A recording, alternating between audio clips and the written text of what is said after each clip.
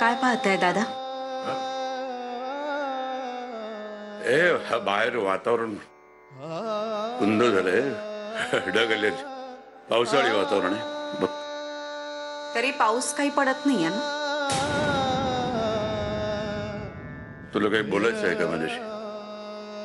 पण काहीही झालं तरी आभाळाला फुटावं लागेलच ना. जिचा फोटो पाहिल्यावर आजही तुमच्या डोळ्यात पाणी येतं, तिलाच नाकारते तुम्ही दादा? तुमच्या डोळ्यात आजही मंजिरी बद्दलचं प्रेम तितकंच दिसतं. मंजिरी? कोण मंजिरी?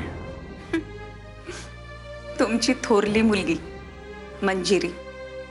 अंकिता, मी तुला काल जाताना सांगितलं होतं की आजही जिचा फोटो पाहिल्यावर तुमच्या डोळ्यात पाणी येतं तिलाच नाकारतात तुम्ही दादा? का दादा? दादा, तिच्या समोर बसून तिला सांगा ना की मला तुझी आठवण येते. नाही, तसं काही नाही.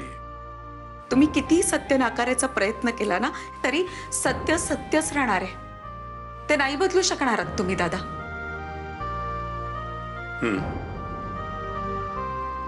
सत्य नाही बदलू शकत मी.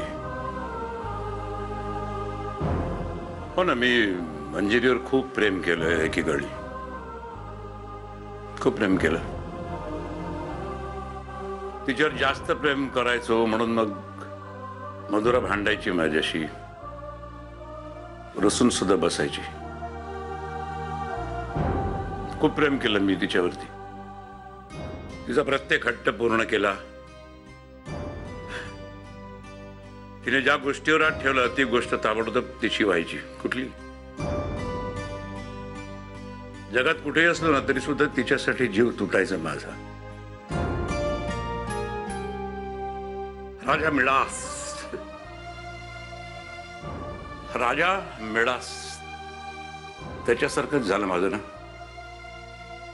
तो कसा मुलीसाठी सोन्याचा महाल बांधायला निघाला आणि प्रेमानं मुलीला जवळ घ्यायला गेला आणि ती मुलगीच त्याची सोन्याची पुतळी झाली आणि जगातून निघून गेली कायमची.